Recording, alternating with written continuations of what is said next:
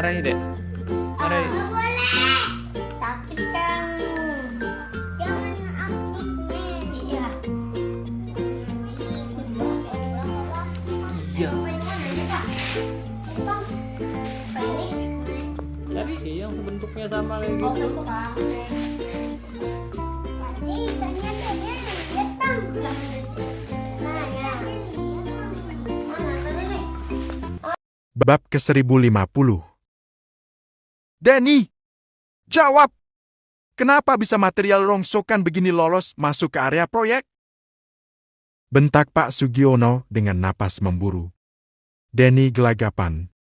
Wajahnya yang semula pucat kini semakin kehilangan darah di bawah tatapan mengintimidasi dari sang manajer proyek dan Pak Arman. Itu, Pak.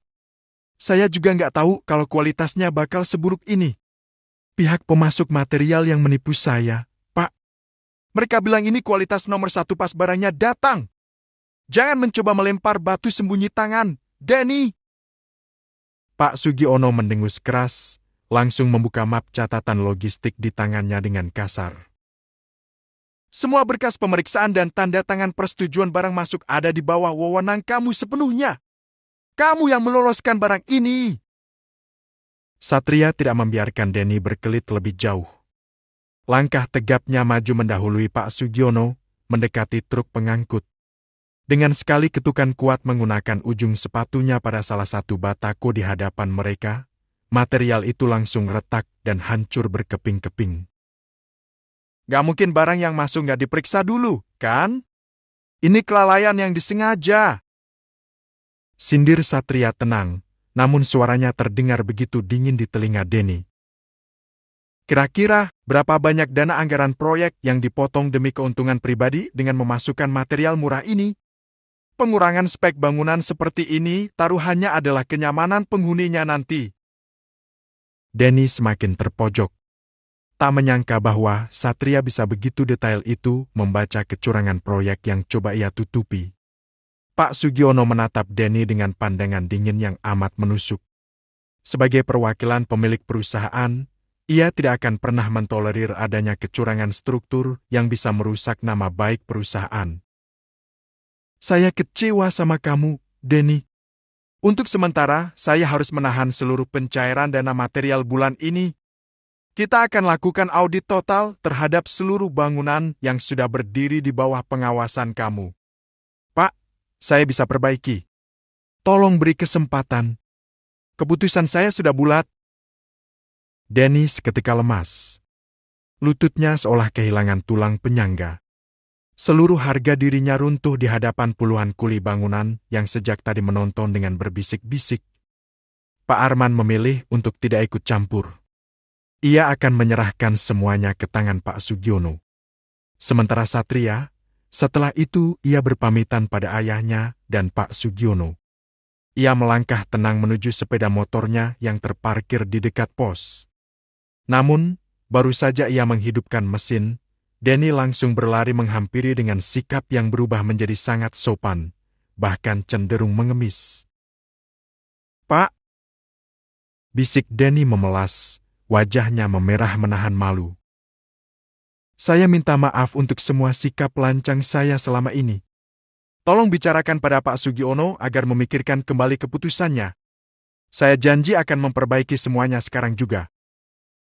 Satria menatap Denny dari balik kaca helmnya yang terbuka, tersenyum tipis tanpa minat. Soal urusan internal perusahaan, itu bukan urusan saya. Hari ini saya datang ke sini hanya karena sedang dalam masa cuti dinas. Saya tidak punya waktu mengurusi perusahaan ayah saya. Denny merasa dunianya runtuh. Karena merasa gagal total dengan cara halus, ia terpaksa menggunakan kartu as terakhirnya, yaitu dengan membawa-bawa nama sang mantan kekasih. Tunggu dulu! Soal Kiara! Seru Denny cepat. Bukan saya yang mengejar-ngejar dia selama ini. Tapi Kiara dan keluarganya, mereka yang terus mengejar-ngejar saya dan menjodohkan dengan Kiara. Saya akan memutuskan Kiara dan memintanya untuk kembali pada Anda. Satria tersenyum sinis, sorot matanya dipenuhi rasa muak yang mendalam. Tanpa mengeluarkan sepatah kata pun untuk menanggapi ucapan murahan itu, Satria langsung menarik gas motornya, melesat pergi meninggalkan Denny. Argi! Si 4L! Menjelang sore, Yasmin tiba di rumah kakaknya, membawa sebuah tas kecil dan beberapa mainan yang sempat dibelinya dalam perjalanan. Onti Yasmin datang! Teriakan melengking Rangga menyambut. Anak lelaki itu berlari kencang dari arah pintu dan langsung memeluk kaki Yasmin. Yasmin berjongkok, memeluk tubuh mungil itu erat-erat.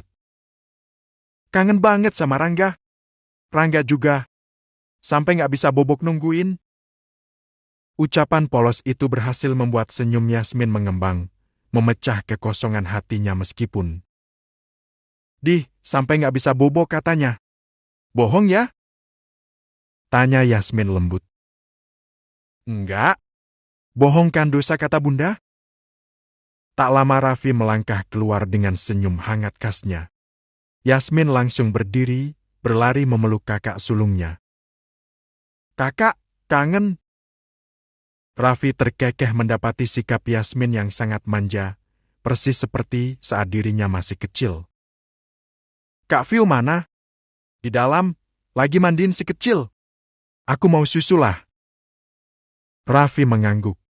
Namun, sebagai sosok kakak yang peka dan tajam, ia langsung menyadari ada riak kesedihan yang mendalam serta beban berat di balik wajah ceria yang sedang dipaksakan oleh Yasmin sore ini.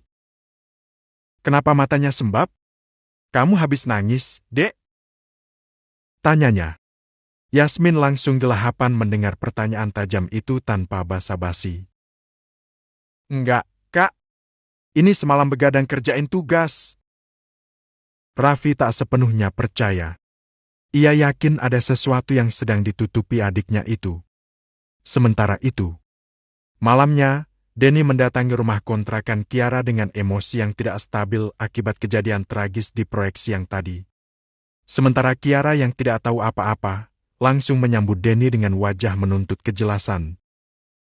Mas Denny, syukurlah kamu datang. Aku mau nanya, bagaimana kelanjutan hubungan kita? Kapan kamu mau datang ke rumah dan melamar aku secara resmi? Perutku nggak bisa nunggu lebih lama lagi, Mas.